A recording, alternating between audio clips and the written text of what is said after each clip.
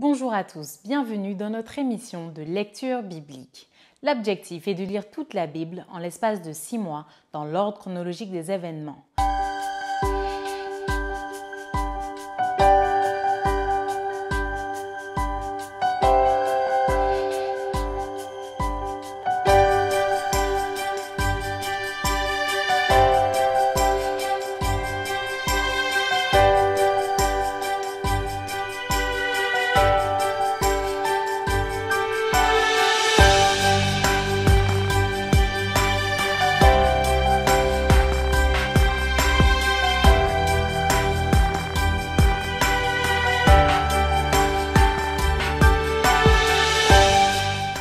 Cette émission vous est proposée par l'Église adventiste du 7e jour d'Évry. Si vous voulez suivre ce plan, vous pouvez cliquer sur le lien dans la description. N'hésitez pas à vous abonner à notre chaîne Évry Adventiste afin de recevoir toutes les nouvelles vidéos de lecture. Et n'hésitez pas à poser toutes vos questions dans les commentaires.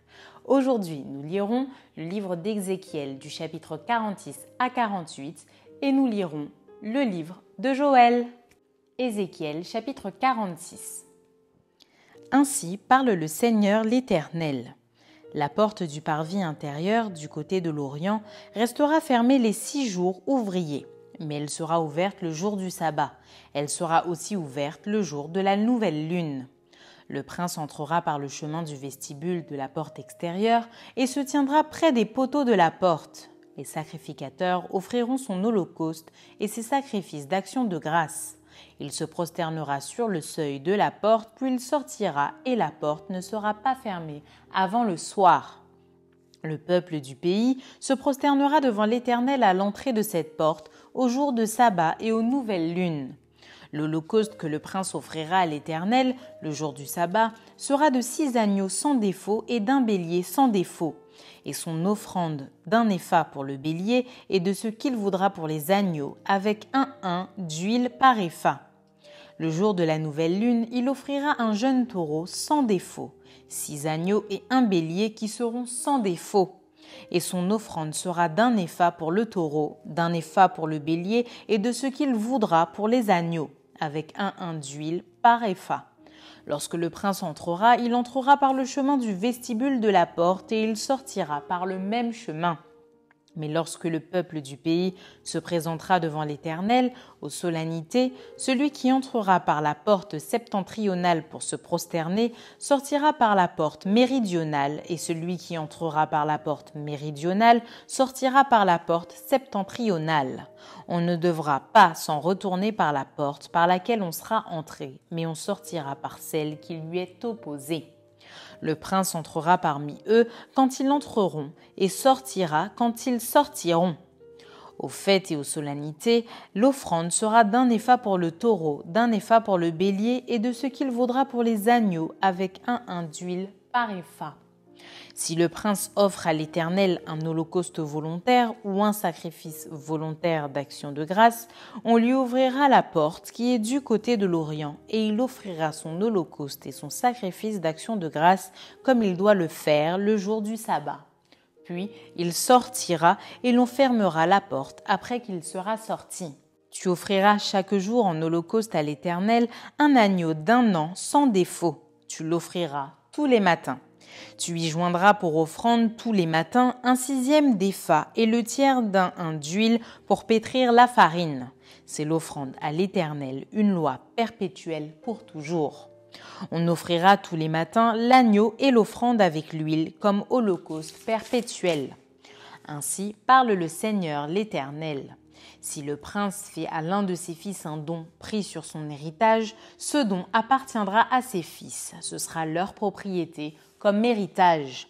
Mais s'il fait à l'un de ses serviteurs un don pris sur son héritage, ce don lui appartiendra jusqu'à l'année de la liberté.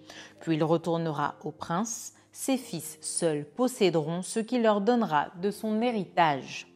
Le prince ne prendra rien de l'héritage du peuple, il ne le dépouillera pas de ses possessions. Ce qu'il donnera en héritage à ses fils, il le prendra sur ce qu'il possède, afin que nul parmi mon peuple ne soit éloigné de sa possession. Il me conduisit par l'entrée qui était à côté de la porte, dans les chambres saintes destinées aux sacrificateurs vers le septentrion. Et voici, il y avait un lieu dans le fond, du côté de l'Occident. Il me dit, « C'est le lieu où les sacrificateurs feront cuire la chair des sacrifices de culpabilité et d'expiation, et où ils feront cuire les offrandes pour éviter de les porter dans le parvis extérieur et de sanctifier le peuple. » Il me conduisit ensuite dans le parvis extérieur et me fit passer vers les 4 angles du parvis. Et voici, il y avait une cour à chacun des angles du parvis. Aux 4 angles du parvis, il y avait des cours voûtées, longues de 40 coudées et larges de 30. Toutes les 4 avaient la même mesure dans les angles.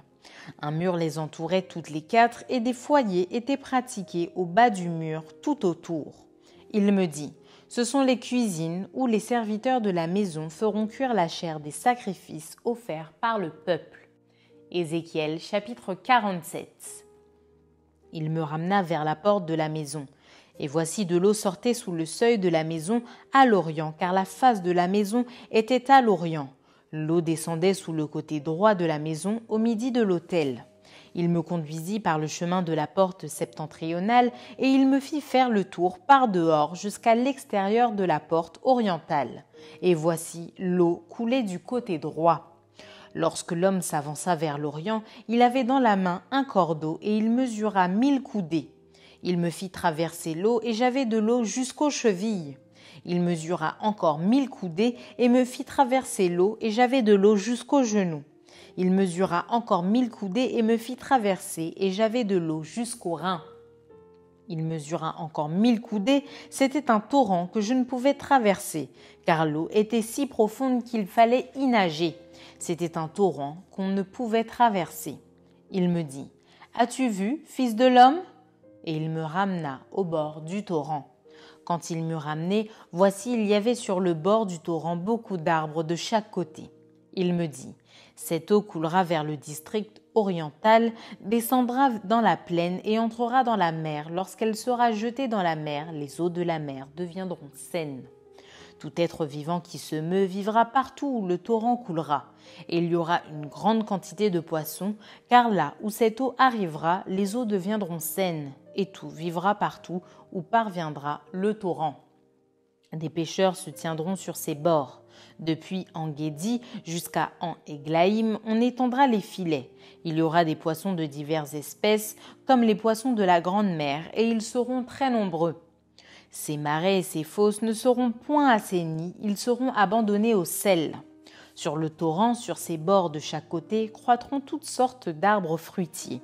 Leur feuillage ne se flétrira point, et leurs fruits n'auront point de fin. Ils mûriront tous les mois parce que les eaux sortiront du sanctuaire. Leurs fruits serviront de nourriture et leurs feuilles de remède. Ainsi parle le Seigneur l'Éternel. Voici les limites du pays que vous distribuerez en héritage aux 12 tribus d'Israël. Joseph aura 2 parts. Vous en aurez la possession l'un comme l'autre, car j'ai juré, la main levée, de le donner à vos pères. Ce pays vous tombera donc en partage. Voici les limites du pays, du côté septentrional depuis la Grande Mer, le chemin de Hétlon jusqu'à Tsédad. Hamath, Bérotas, Sibraïm, entre la frontière de Damas et la frontière de Hamath, Hadzer, Hatikon, vers la frontière de Havran. Ainsi la limite sera, depuis la mer, à Tsarénon, la frontière de Damas, Tsafon au nord et la frontière de Hamath. Ce sera le côté septentrional.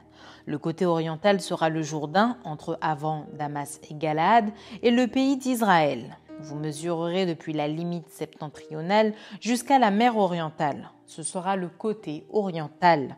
Le côté méridional, au midi, ira depuis Tamar jusqu'aux eaux de Mériba à Kadès, jusqu'au torrent vers la Grande Mer. Ce sera le côté méridional. Le côté occidental sera la Grande Mer depuis la limite jusqu'à vis-à-vis de Hamath. Ce sera le côté occidental. Vous partagerez ce pays entre vous selon les tribus d'Israël.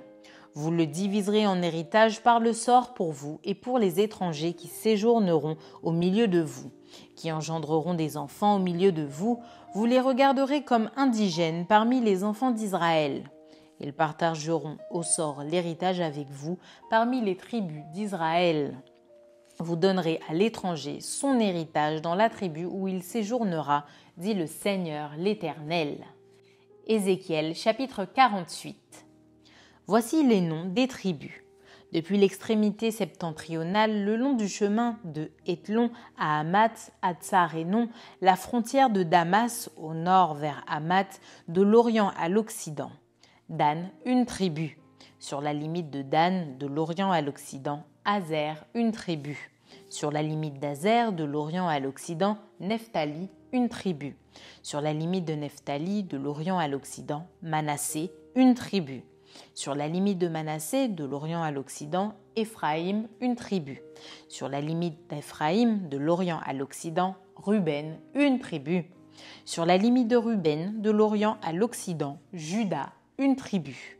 Sur la frontière de Juda, de l'Orient à l'Occident, sera la portion que vous prélèverez, large de 25 000 cannes et longue comme l'une des parts de l'Orient à l'Occident.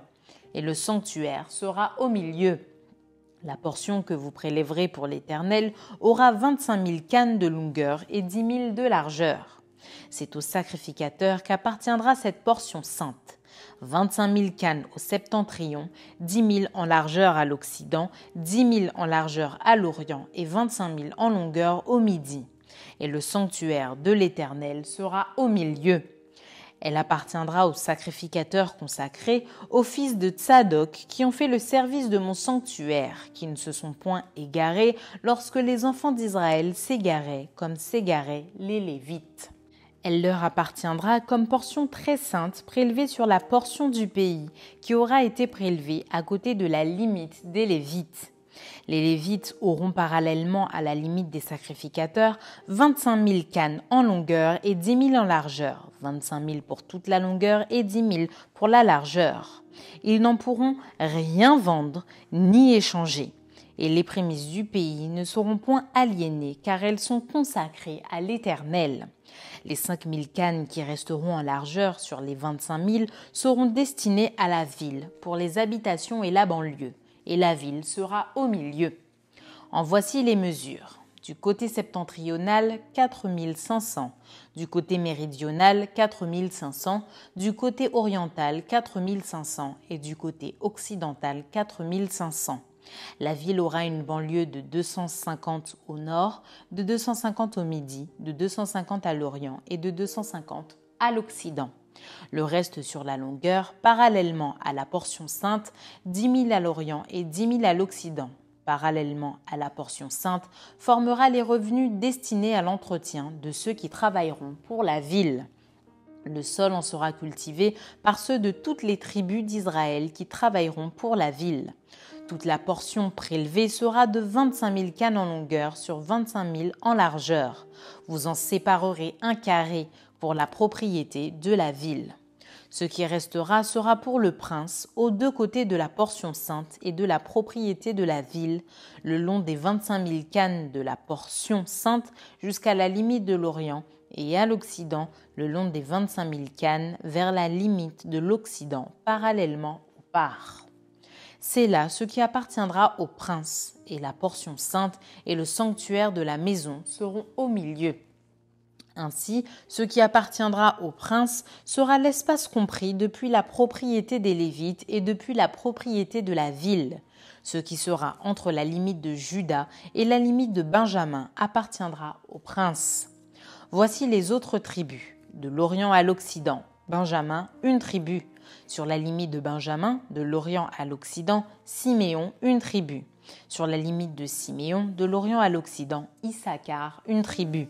Sur la limite d'Issachar, de l'Orient à l'Occident, Zabulon, une tribu. Sur la limite de Zabulon, de l'Orient à l'Occident, Gad, une tribu. Sur la limite de Gad, du côté méridional au midi, la frontière ira depuis Tamar jusqu'aux eaux de Mériba à Kadès, jusqu'au torrent vers la Grande Mer. Tel est le pays que vous diviserez en héritage par le sort pour les tribus d'Israël et telles sont leurs parts, dit le Seigneur l'Éternel. Voici les issues de la ville.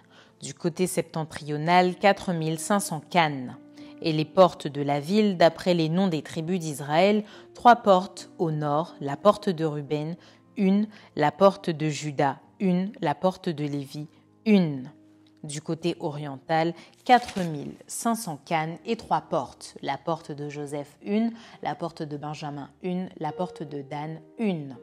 Du côté méridional, 4500 cannes et 3 portes.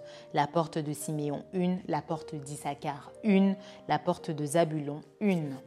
Du côté occidental, 4500 cannes et 3 portes.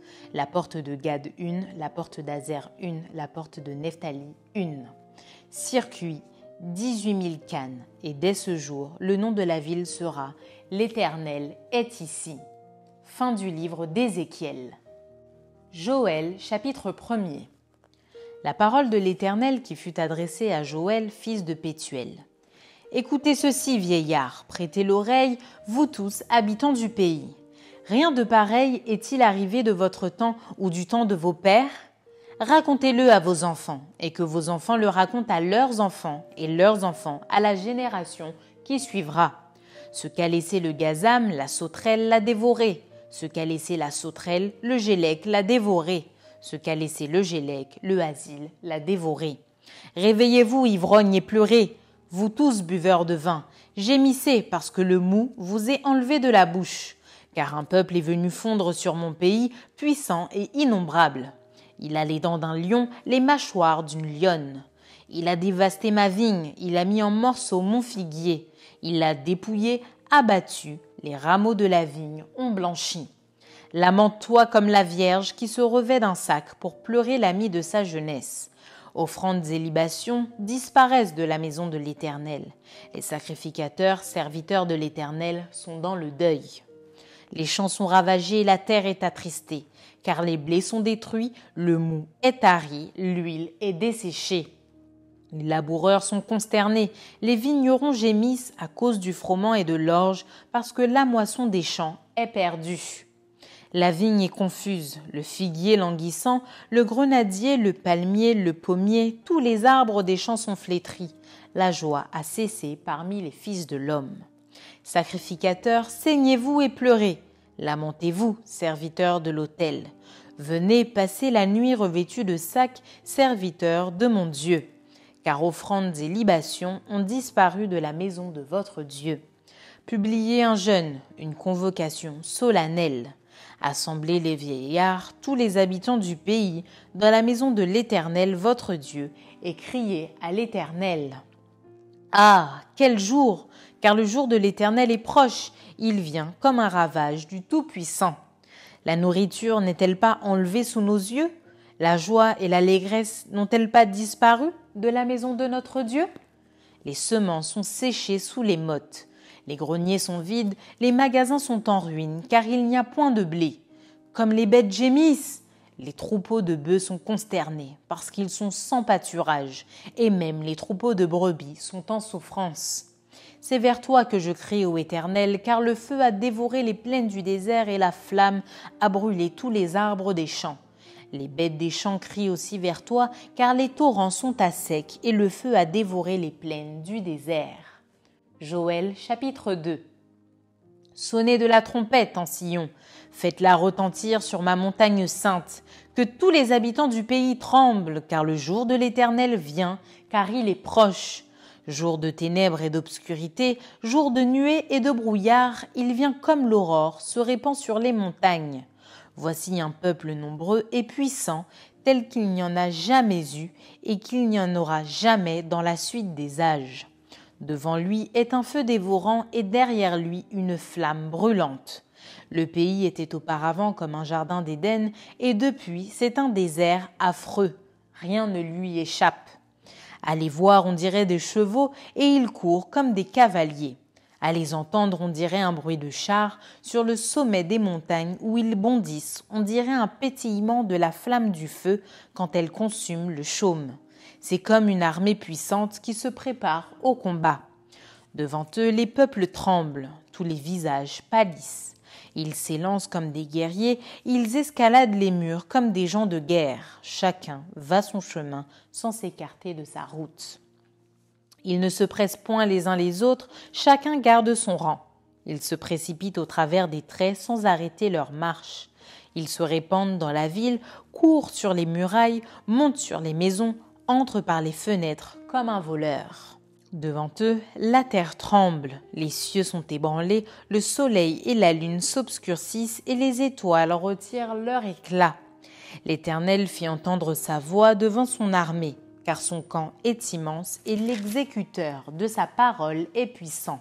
Car le jour de l'Éternel est grand, il est terrible. Qui pourra le soutenir ?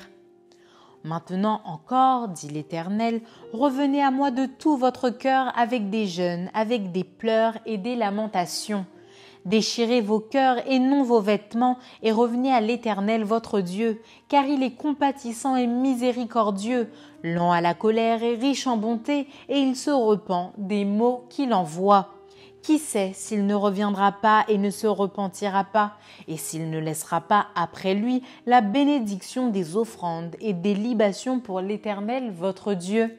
Sonnez de la trompette en Sion, publiez un jeûne, une convocation solennelle. Assemblez le peuple, formez une sainte réunion. Assemblez les vieillards, assemblez les enfants, même les nourrissons à la mamelle. Que l'époux sorte de sa demeure et l'épouse de sa chambre. Qu'entre le portique et l'autel pleurent les sacrificateurs, serviteurs de l'Éternel, et qu'ils disent « Éternel, épargne ton peuple. Ne livre pas ton héritage à l'opprobre, aux railleries des nations. Pourquoi dirait-on parmi les peuples « Où est leur Dieu ?» L'Éternel est ému de jalousie pour son pays et il épargne son peuple. L'Éternel répond, il dit à son peuple « Voici, je vous enverrai du blé, du mou et de l'huile, et vous en serez rassasiés, et je ne vous livrerai plus à l'opprobre parmi les nations. J'éloignerai de vous l'ennemi du nord, je le chasserai vers une terre aride et déserte. Son avant-garde dans la mer orientale, son arrière-garde dans la mer occidentale, et son infection se répandra. Sa puanteur s'élèvera dans les airs parce qu'il a fait de grandes choses. Terre, ne crains pas, sois dans l'allégresse et réjouis-toi, car l'Éternel fait de grandes choses. Bêtes des champs, ne craignez pas, car les plaines du désert reverdiront, car les arbres porteront leurs fruits, le figuier et la vigne donneront leur richesse. Et vous, enfants de Sion, soyez dans l'allégresse et réjouissez-vous en l'Éternel votre Dieu, car il vous donnera la pluie en son temps, il vous enverra la pluie de la première et de l'arrière-saison, comme autrefois. Les airs se rempliront de blé et les cuves regorgeront de mou et d'huile. Je vous remplacerai les années qu'ont dévoré la sauterelle, le gélec, le hasil, le gazam, ma grande armée que j'avais envoyée contre vous. Vous mangerez et vous vous rassasierez et vous célébrerez le nom de l'Éternel, votre Dieu, qui aura fait pour vous des prodiges. Et mon peuple ne sera plus jamais dans la confusion. Et vous saurez que je suis au milieu d'Israël, que je suis l'Éternel votre Dieu, et qu'il n'y en a point d'autre, et mon peuple ne sera plus jamais dans la confusion. Après cela, je répandrai mon esprit sur toute chair. Vos fils et vos filles prophétiseront, vos vieillards auront des songes et vos jeunes gens des visions. Même sur les serviteurs et sur les servantes, dans ces jours-là, je répandrai mon esprit. Je ferai paraître des prodiges dans les cieux et sur la terre, du sang, du feu et des colonnes de fumée. Le soleil se changera en ténèbres et la lune en sang, avant l'arrivée du jour de l'Éternel, de ce jour grand et terrible. Alors quiconque invoquera le nom de l'Éternel sera sauvé. Le salut sera sur la montagne de Sion et à Jérusalem, comme a dit l'Éternel, et parmi les réchappés que l'Éternel appellera. Joël chapitre 3. Car voici en ces jours, en ce temps-là, quand je ramènerai les captifs de Juda et de Jérusalem, je rassemblerai toutes les nations et je les ferai descendre dans la vallée de Josaphat. Là, j'entrerai en jugement avec elles au sujet de mon peuple d'Israël, mon héritage qu'elles ont dispersé parmi les nations, et au sujet de mon pays qu'elles se sont partagées. Ils ont tiré mon peuple au sort, ils ont donné le jeune garçon pour une prostituée. Ils ont vendu la jeune fille pour du vin et ils ont bu. Que me voulez-vous, Tyr et Sidon, et vous tous, district des Philistins? Voulez-vous tirer vengeance de moi? Si vous voulez vous venger, je ferai bien vite retomber votre vengeance sur vos têtes. Vous avez pris mon argent, mon or, et ce que j'avais de plus précieux et de plus beau, vous l'avez emporté dans vos temples. Vous avez vendu les enfants de Juda et de Jérusalem aux enfants de Javan afin de les éloigner de leur territoire. Voici, je les ferai revenir du lieu où vous les avez vendus et je ferai retomber votre vengeance sur vos têtes. Je vendrai vos fils et vos filles aux enfants de Juda et ils les vendront aux Sabéens, nation lointaine, car l'Éternel a parlé. Publiez ces choses parmi les nations, préparez la guerre, réveillez les héros, qu'ils s'approchent, qu'ils montent tous les hommes de guerre. De vos haillons, forgez des épées et de vos serpes des lances, que le faible dise « Je suis fort ». Hâtez-vous et venez, vous toutes nations d'alentour, et rassemblez-vous. Là, ô Éternel, fais descendre tes héros. Que les nations se réveillent et qu'elles montent vers la vallée de Josaphat, car là, je siégerai pour juger toutes les nations d'alentour. Saisissez la faucille, car la moisson est mûre. Venez, foulez, car le pressoir est plein. Les cuves regorgent, car grande est leur méchanceté. C'est une multitude dans la vallée du jugement, car le jour de l'Éternel est proche dans la vallée du jugement. Le soleil et la lune s'obscurcissent et les étoiles retirent leur éclat. De Sion, l'Éternel rugit. De Jérusalem, il fait entendre sa voix. Les cieux et la terre sont ébranlés. Mais l'Éternel est un refuge pour son peuple, un abri pour les enfants d'Israël. Et vous saurez que je suis l'Éternel votre Dieu, résidant à Sion, ma sainte montagne. Jérusalem sera sainte et les étrangers n'y passeront plus. En ce temps-là, le Meau ruissellera des montagnes, le lait coulera des collines, et il y aura de l'eau dans tous les torrents de Juda. Une source sortira aussi de la maison de l'Éternel et arrosera la vallée de Sittim. L'Égypte sera dévastée, Édom sera réduit en désert, à cause des violences contre les enfants de Juda dont ils ont répandu le sang innocent dans leur pays. Mais Juda sera toujours habité, et Jérusalem de génération en génération. Je vengerai leur sang que je n'ai point encore vengé, et l'Éternel résidera dans Sion. Fin du livre de Joël. Merci d'avoir partagé cette lecture avec nous. Je vous donne rendez-vous demain, si Dieu veut, pour un nouvel épisode.